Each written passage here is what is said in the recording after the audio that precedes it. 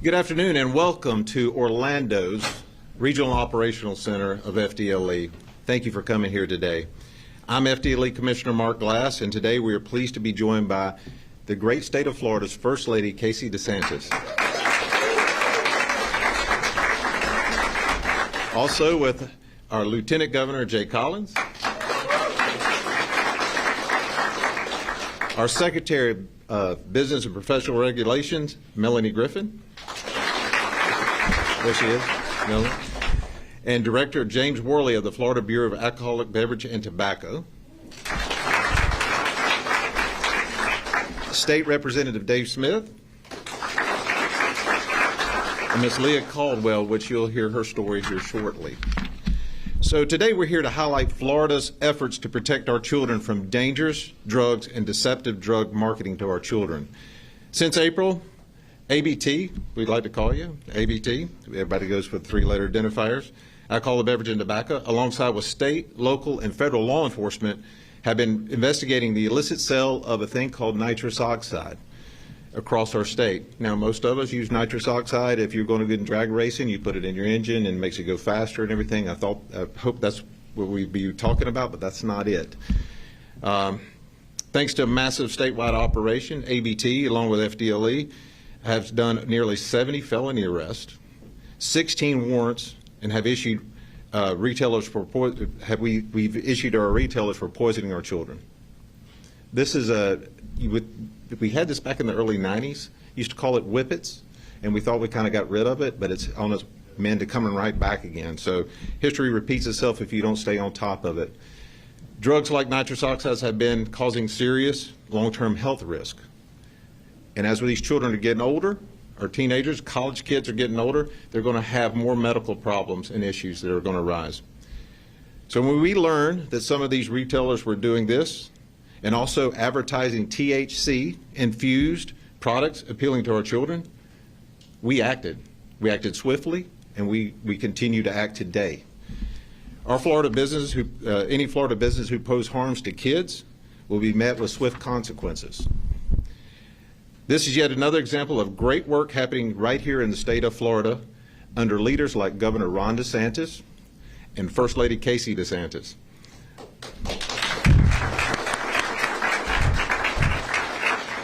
Under our governor, Florida continues to be a law and order state, and I know you guys enjoy that state just like I do. We have over a 50-year crime low. That's huge. People don't realize how much that is of a great state like this in our union to have that low of a crime rate. And that shows you exactly how the DeSantis team has been putting things forward, whether it's enforcement, whether it is supporting our law enforcement, whether it is education of our kids, teachers, everything that we're doing, very multifaceted to have that happen in our great state. And First Lady, on behalf of my family, I want to say thank you for everything you've done. And please. And I'm going to give you another example, the SAFE program. You've heard about that past 2 years. Governor DeSantis' SAFE program, that's statewide assistance of fentanyl eradication. We were dealing with a lot of stuff on the southwest border coming in here. We were dealing with fentanyl coming in the droves. He saw that, recognized it, challenged us. We came up with this program. He loves it. He moved on it. He said, I need to do more. We're doing more. Right now, I can tell you we have over 200 approved investigations already undergoing. We have made over 2,100 arrests. Now, we're not talking just local street dealers. That's not what we're talking about. We're talking about this program steps up into the system where these street dealers are getting it. So we're knocking off big hits. We've had over 485 pounds of fentanyl seized. 485 pounds of fentanyl seized. It takes 7 to 9 grams of salt. If you looked at that, that's how much it'd kill you if that's fentanyl. Just take 7 of them little things and that's enough to kill you. That's enough to kill you. So that's what's affected our state and our nation. But Governor DeSantis pushed forward this type of stuff. Our legislators pushed forward this legislation. We got it, and we've been making a lot of great arrests. And we also seized over 63,000 fentanyl pills, just in the state of Florida. 63,000. One pill can kill. Remember that old slogan. That's enough fentanyl to kill over 100 million people, is what we seized. 100 million. It is a weapons of mass destruction, and it's here in our state. And I will tell you, we are eradicating it as fast as we can and trying to get it out of here. Now, successful operations like these are just one example of how Florida law enforcement have been given the tools needed to succeed. And if you just look at the track record in the state of Florida, the things that we've been able to do in our great state, our governor has from $5,000 bonuses for our law enforcement, bringing them in from other states. I'm envied by my brethren in other states because I have it so good. And I'm telling you, the other agency heads that I deal with, they wish their states were doing the same thing our leadership here in this state is doing. So thank you both for everything you're doing. So now, today, we're incredibly honored to have with someone who has been championing protecting our Florida children and also protecting us in the war on drugs. With that said, I want to introduce Florida's First Lady, Casey DeSantis. Well, I appreciate the Commissioner, and I really appreciate what these undercover agents and law enforcement standing behind me have been doing all across the state of Florida. And it's basically keeping our children and young adults and even adults safe. As a mom, it really, really angers me that you have people out there selling this, distributing it, knowing that it's going to cause harm, or knowing and just not caring that this could end the life of a young person. And yet they continue to do it until now, until we have 70 felony arrests for all of this. And I'm just so appreciative of the team who's been able to put this together to make it happen. Because when you look at this and you look at how many arrests there have been and how pervasive the problem is, really you've seen good work from FDLE and ABT on trying to crack down on the supply. The other big part of this is the demand, and I think that's where we've really come in and we've tried to do a lot, meaning we've gone into the schools, K through 12 education with the Facts Your Future drug education campaign. So that's kind of what Nancy Reagan started in the late 1980s with Just Say No. We've tried to really update that with Just Say No, but here's why, and empower kids to be able to make good, informed decisions about the ramifications of drug use, and really doing it in a demonstrative way. So instead of saying you shouldn't do this, it's, well, here's why you shouldn't do this. Here's what it does to your body. Here's what happens when you smoke meth. Here's what happens when you take a small bit of fentanyl, how it can kill you. Here's video of what happens to somebody who had an overdose of fentanyl, and then showing that to them. We've gone all across the state of Florida and we've done assemblies, and this is something that the Department of Juvenile Justice has really put on. And those assemblies are powerful in the classrooms, or with the students rather, because they can see firsthand how problematic drugs are. So when they see a peer who's sitting there telling them, I would do anything to undo the decisions that I've made. I wish I could go back and say I would have taken a different path other than to have done drugs, but I can't undo that now. And when they see that, I think it's very compelling. There was a young boy who gave a testimony in an assembly about doing drugs and alcohol, getting on a motorcycle one night and slamming into the back of a semi. And that was the last thing that he ever saw because he became blind as a result of that accident. And when we were in Tampa, the governor and myself, and that young man was telling a story to an auditorium of about 300 students, you could have heard a pin drop. And that kind of content for these kids matters. And that's going to help them make a better decision going forward. Also, having a mom of a child who died as a result of drugs, having that testimony in an assembly format is really powerful because you can see how dangerous this stuff is. Or having law enforcement coming up and talking about the ramifications of it, or a former addict who says, I wish I would have gone down a different path, but now I can't undo that. I think the more and more we do these assemblies through the Facts Your Future campaign, I think the more we're going to be able to empower kids to make better decisions and to know that doing things like what you see with this nitric oxide can kill you.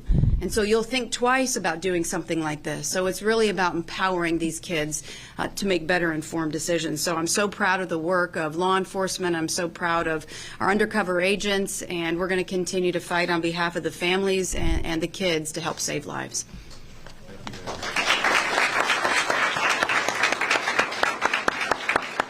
Thank you, First Lady. Now I'd like to invite the Lieutenant Governor of the great state of Florida, Jay Collins, to the podium. Well, it's always good to be here, Casey. Fantastic job. Mark, thank you. I want to thank each of you for taking the time to be here. You're sharing your most important commodity, and that is your time. It's important to talk about good things, and it's important to talk about things that make a difference. You know, you've heard me say this probably many times. I'm going to keep saying it over and over and over. I'm blessed to be the Lieutenant Governor. I was blessed to be a Green Beret, but I am a dad and a husband first and foremost. And if you mess with our kids, you put them at risk. We will find you. We will find you, put you in jail, and we'll make sure that you face justice. You don't mess with our kids. And that is something that across this state, our leadership completely agrees on. Mark, thank you. To our men and women in law enforcement, thank you for what you do. We often hear about what they do from the law enforcement side, but we forget about the person behind the badge. These men and women, these community heroes, they're not just law enforcement. They are dads, they are husbands, they are wives, and they are moms, their daughters and sons. They need the time, tools, and training to complete their mission safely each and every day, but then return home and be part of their family and thrive. That's what we aim for in Florida. That is why we take care of those who take care of us. You know, I'm always honored to stand up here with community leaders like Casey DeSantis, like Mark Glass, like Melanie Griffin, David. You know, it's amazing what we've done here. The people of Florida have to be and will always be our top priority. You hear government talk about many things, but when it comes down to it, we're all moms and dads. We're all people in the community trying to make a difference. And if you're going to get dressed up and wear a tie and look like this every single day, you better get things done that matter. But that's what we've done in Florida under Governor Ron DeSantis. It's not about politics, it's about people. It's about protecting our people, making sure they have what they need to be successful, and get the government out of the way however, whenever possible. That's why we support men and women in law enforcement. That's why we do what we do. That is the dream. Nitrous oxide operation that we just talked about, it's shocking that we're still dealing with this. I remember being a kid, hearing about this from Nancy Reagan, from people like this, in many of those things. It's shocking that what's old is new again, and that we have to relearn these things. It's about time that we hold people accountable to such a degree. Mark, thank you for your team's diligence.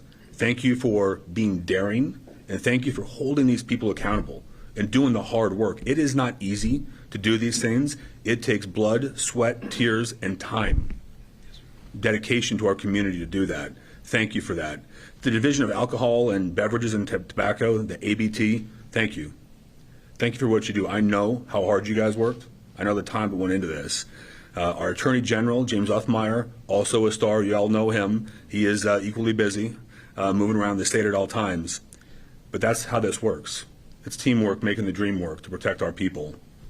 You know, my life has not always been easy. I grew up in a family marred by alcohol, by drugs, so I understand how difficult this is. I lost a sister to alcohol and drug abuse. I've seen it rip apart the very fabric of our family. So when we talk about this, it's not only personal because I get to be the Lieutenant Governor, it's personal because that was my big sister, one of four. It affected our family. It changed things. You know, this operation targeted illegal selling of nitrous oxide. You hit on something that I thought was really glaring. People telling them how to abuse this, how to use this. We know what right looks like. We have to educate people and hold people accountable to stand and do the right thing, even when it's hard. This state has stood alone in many instances, and we are so blessed to have leadership that has done that. And I don't know about you, but I wake up every morning so grateful to be a citizen of Florida and these United States.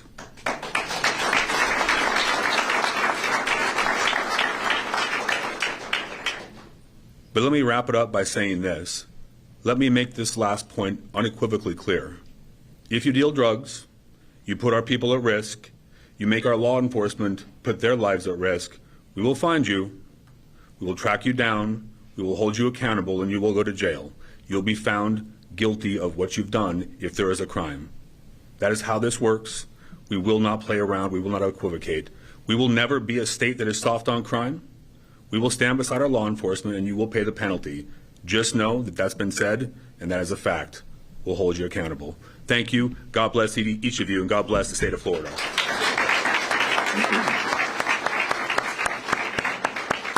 Thank you, Lieutenant Governor. Now I'd like to introduce Director Jerome Worley with the Bureau of Alcohol, Beverage, and Tobacco, ABT. Jerome.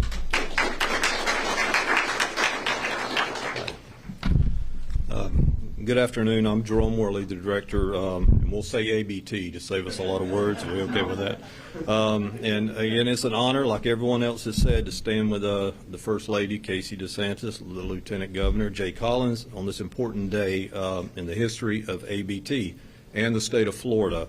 As a public servant of nearly 40 years in sworn, non-sworn capacities, my career has been dedicated to criminal investigations and eliminating waste, fraud, and abuse throughout the state of Florida.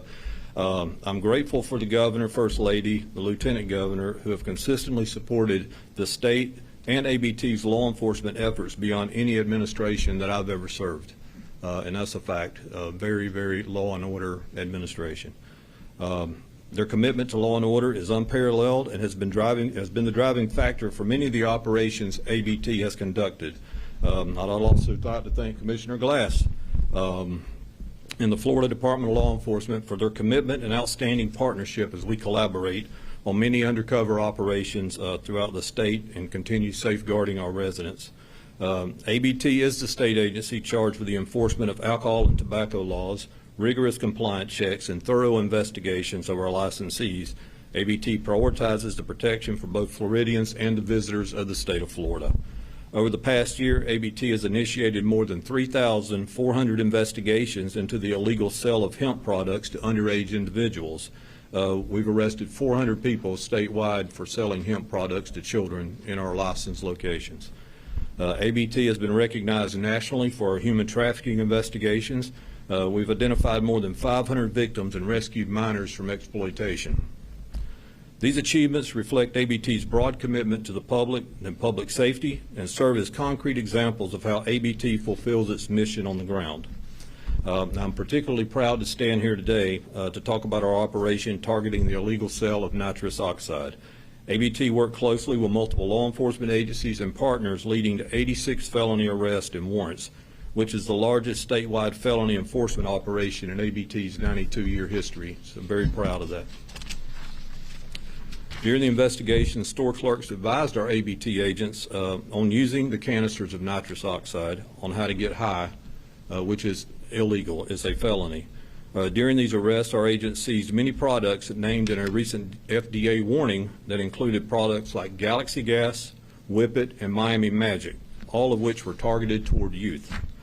And closing, protecting the health and future of Florida's families, especially young people, is ABT's top priority. Again, I'm truly proud to stand alongside the First Lady, the Lieutenant Governor, Commissioner Glass, and our state's law enforcement officers as we continue this important work together. Lastly, I'd like to thank our ABT enforcement team and every law enforcement partner who serves on the front lines each day, and we'll continue to fight for what is right and keep harmful substances out of our communities and off the streets. And thank you.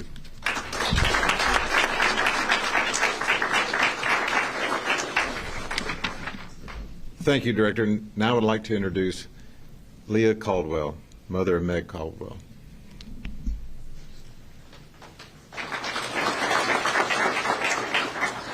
Good afternoon. Thank you, First Lady DeSantis, Lieutenant Governor Collins, for sharing this platform with me. My name is Lee Caldwell, and I'm here today to speak for my sister, Meg. Meg was the baby of our family. She was vibrant, she was beautiful, she was deeply loved, and she would be celebrating her 30th birthday with us this year. But instead, my family has spent the past several years living a nightmare that culminated last November when my sister was found dead outside a smoke shop on Orange Blossom Trail here in Orlando. Meg lost her life because of an addiction to nitrous oxide. It's often sold in canisters labeled not for inhalation, but the truth is manufacturers and smoke shops know exactly what is happening.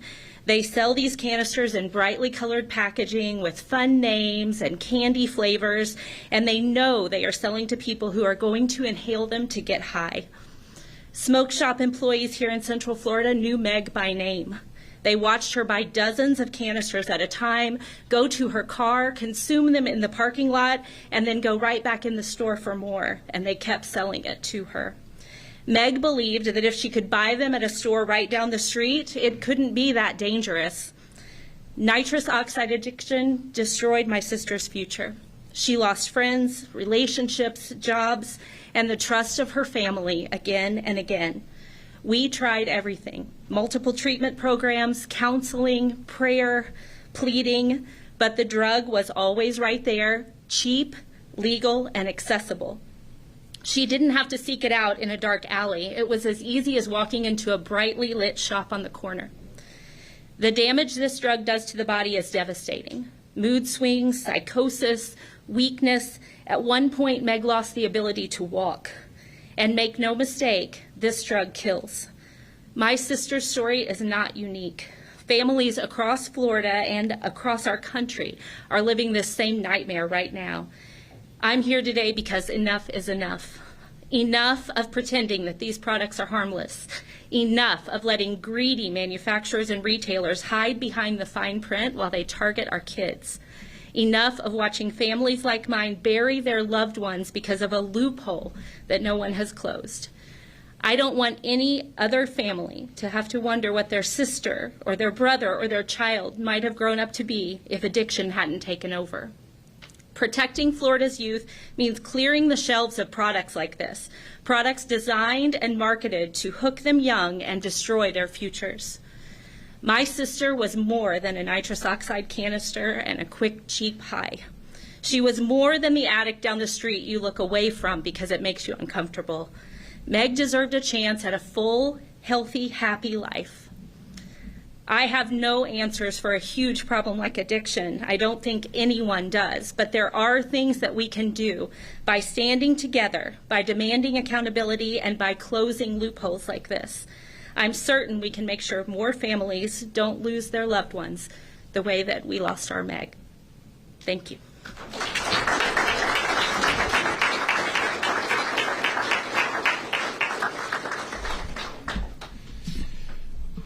All right. Thank you for sharing that. I really do appreciate that. That gives law enforcement, our lawmakers, our leaders more gas in the tank to keep this fight going. And so thank you for sharing that and bringing this into your family. I do appreciate that, and I really mean that. And prayers will go out to you and your family on every day.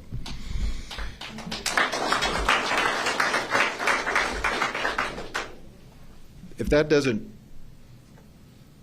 just get right to your heart of what's going on. There's not one family in here, not one person in here, that addiction does not touch somewhere in your family. We all know that. We all have that. I've had the honor with the First Lady, watch her work with her families, Facts Your Future, really getting out there trying to educate people, getting the Narcan into the legal where you can get it at CVS or you can get it at any of the shops if you have someone to help assist that you may have an addict in your family. That is saving lives. That is saving lives. We talk to our victims advocates. The victims advocates, they're doing the Lord's work out there.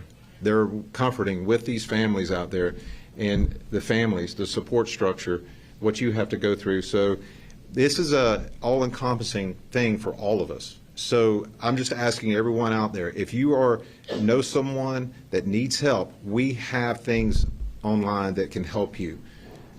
The First Lady has a lot of stuff to go to and take a look at. FDLE, we have stuff there. You just got to go look and help seek out. Just ask someone, and we will help you. So thank you again on that.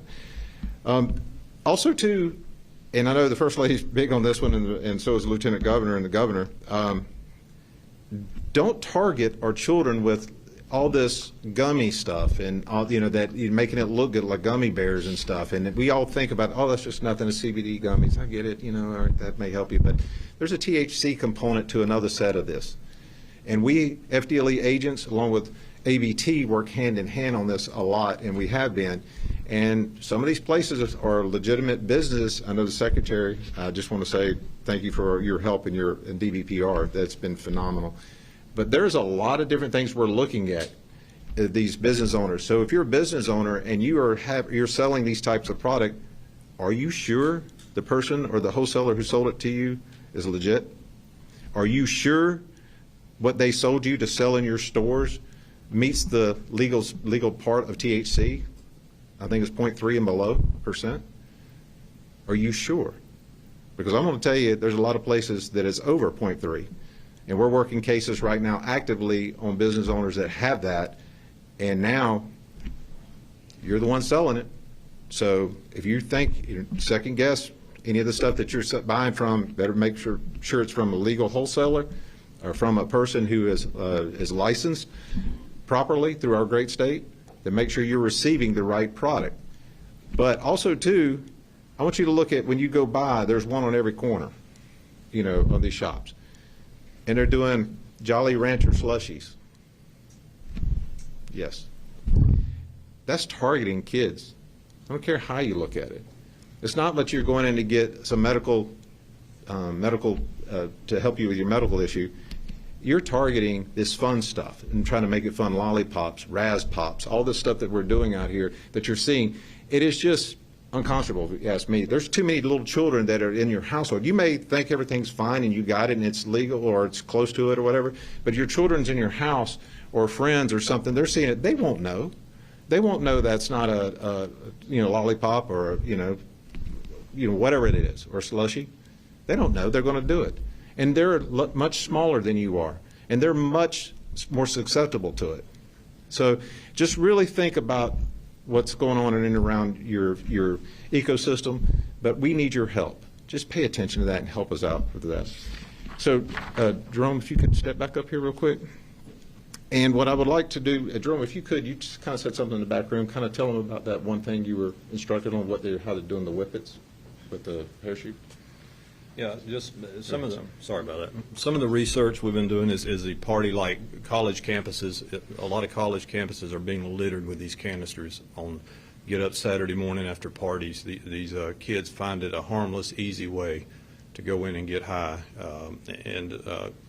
Just the small canisters, they're called chargers, the little aluminum ones you can buy them in grocery stores. They're made for culinary purposes. But these are some of the easy ones that are easy to conceal, hide, and this is what a lot of the younger kids are using or getting high on. And as we've talked about, dangerous, just absolutely dangerous. What's happening here, and the marketing of the colorful, the flavors. We found a case here recently where a group bought a large canister of this and brought a parachute into the living room of their home, opened the canister, and a group of them got underneath this parachute and all enjoyed a high together, which it's become that common again. And I know we talked about whippets a long time ago. It used to be the whipped cream, but now the bad guys have figured out how to market this, manufacture it, and now it comes in large containers, very colorful, flavored, and again, attractive to especially young folks. And there is no age restriction on buying nitrous oxide. As long as it's intended for professional uses, medical, automotive, whatever the professional uses are, is when they begin to use it illegally is when it becomes a crime. And persons selling you or distributing this nitrous oxide knowing it's for an illegal use is a crime. And so that's pretty much the basis, but I'm just shocked at how Whippets has made a comeback and just how predominant it is in our communities. So it can be dangerous and lethal, and that's where we're at now. So with that, I'd like to open up if any questions you may have of us or the First Lady or Lieutenant. I know there are legitimate purposes to this, but a lot of people are probably wondering, why are they on the shelf as smoke shops? Because just having them there, the implicit understanding is that when people walk in, they're not buying them to make whipped cream fluffy, they're buying them for inhalation. So is there anything that you can do? Would it be lowering that legal threshold to 16 grams to ensure that people aren't buying it for that purpose?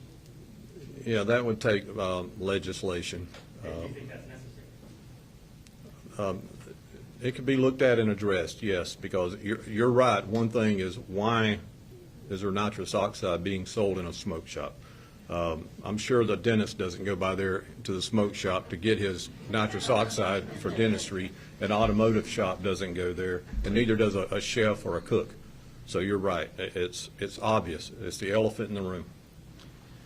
That kind of goes along with the Sudafed back in the day. Now you're having to look behind the shelf to get the Sudafed, and we do have systems in the state of Florida that reduce that issue, so that may be something legislators could look at. So great question.